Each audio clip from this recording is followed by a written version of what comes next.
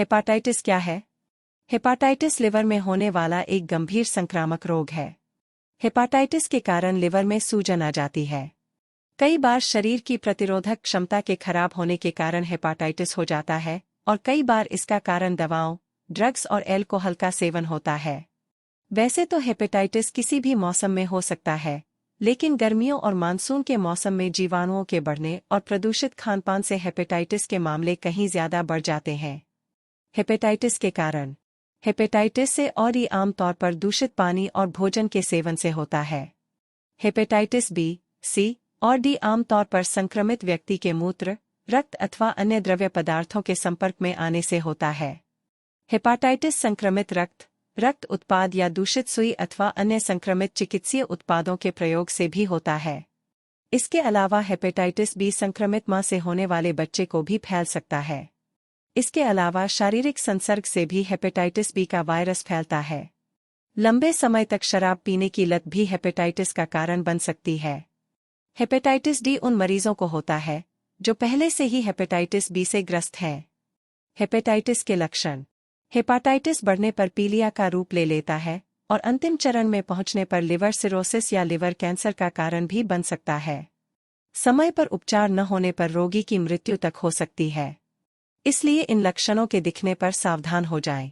थकान, फ्लू के लक्षण: गहरे रंग का पेशाब, मल त्याग में खून आना, पेट दर्द की समस्या, भूख न लगना, अचानक बिना वजह वजन घटने लगना, त्वचा और आंखों में पीलापन या पीलिया के लक्षण, बुखार के साथ उल्टी आना।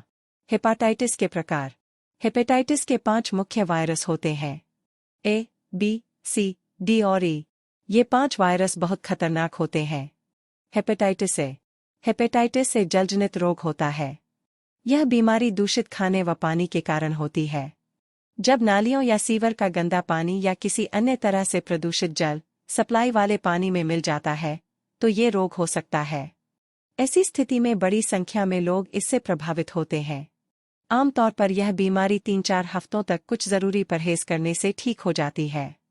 गर्भवती महिलाओं को इस बीमारी के कारण पीलिया हो सकता है, जिससे समस्या बढ़ सकती है। ऐसी स्थिति में मां और शिशु दोनों की जान को खतरा होता है। हेपेटाइटिस बी: हेपेटाइटिस बी का मुख्य कारण शराब है। हेपेटाइटिस बी में त्वचा और आंखों का पीलापन, पीलिया, गहरे रंग का मूत्र, अत्यधिक थकान, उल्टी और पेट दर्द आदि लक्षण दिखाई देते हैं। हेपेटाइटिस बी क्रॉनिक भी हो सकता है, जो बाद में लिवर सिरोसिस या लिवर कैंसर में परिवर्तित हो सकता है। नियमित टीकाकरण के एक भाग के तहत 3 या 4 अलग-अलग मात्रा में हेपेटाइटिस बी का टीका दिया जा सकता है। नवजात बच्चों 6 माह और 1 वर्ष की आयु के समय में यह टीका दिया जाता है। ये कम से कम 25 वर्ष की आयु तक सुरक्षा प्रदान करते हैं। हेपेटाइटिस सी: हेपेटाइटिस सी को साइलेंट किलर माना जाता है। शुरुआत में इस रोग के कोई लक्षण दिखाई नहीं देते हैं और जब लक्षण दिखाई देते हैं, तब तक यह शरीर में फैल चुका होता है। यह रोग रक्त संक्रमण से फैलता है। हाथ पर टैटू गुदवाने, संक्रमित खून चढ़वाने, दूसरे का रेजर उपयोग करने आदि की वजह से हेपेटाइटिस सी होने की संभावना रहती है। हेपेटाइटिस सी के अंतिम चरण में सिरोसिस और लिवर कैंसर हो सकता है। हेपेटाइटिस के अन्य रूपों की तरह हेपेटाइटिस सी लीवर में सूजन पैदा करता है। हेपेटाइटिस सी का वायरस मुख्य रूप से रक्त के माध्यम से स्थानांतरित होता है और हेपेटाइटिस ए या बी की तुलना में अधिक स्थायी होता है। हेपेटाइटिस डी: यह रोग तभी होता है जब रोगी को बी या सी का संक्रमण पहले ही हो चुका हो। हेपेटाइटिस डी विषाणु इसके बी विषाणुओं पर जीवित रह सकते हैं। इसलिए जो लोग हेपेटाइटिस से संक्रमित हो चुके हों, उनके हेपेटाइटिस डी से भी संक्रमित होने की संभावना रहती है। जब कोई व्यक्ति हेपेटाइटिस डी से संक्रमित होता है, तो सिर्फ हेपेटाइटिस बी से संक्रमित व्यक्ति की तुलना में उसके लिवर की हानि की आशंका अधिक होती है। हेपेटाइटिस बी के लिए दी गई प्रतिरक्षा प्रणाली कुछ हद तक हेपेटाइटिस डी से भी सुरक्षा कर सकती है। इसके मुख्य लक्षणों में थकान, उल्टी, हल्का बुखार, दस्त, गहरे रंग का मूत्र होते हैं। हेपेटाइटिस सी: हेपेटाइटिस सी एक जलजनित रोग है और इसके व्यापक प्रकोप का कारण दूषित पानी या भोजन की आपूर्ति है। प्रदूषित जल इस महामारी को फैलाता है, जिससे एक बार में बड़ा जनसमूह इस बीमारी का शिकार बन सकता है। ये एक तरह का संक्रामक रोग होता है, जो एक व्यक्ति से दूसरे में तेजी से फैलता है। बंदर, सुअर, गाय, भेड़, बकरी और चूहे इस संक्रमण के प्रति संवेदनशील हैं और इसके वायरस को तेजी से फैला सकते हैं। हेपाटाइटिस की जांच।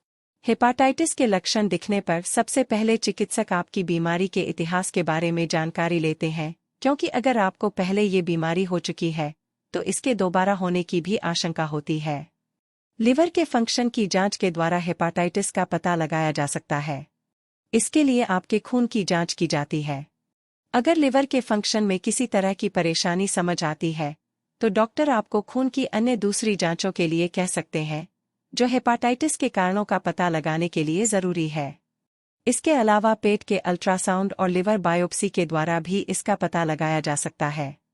हेपाटाइटिस का इलाज। हेपेटाइटिस ए और ई के इलाज की कोई निश्चित दवा नहीं है। चूंकि ये दोनों ही प्रकार के हेपाटाइटिस शुरुआत में होते हैं, इसलिए ये ज्यादा खतरनाक नहीं होते हैं और दवाओं से कंट्रोल किए जा सकते हैं।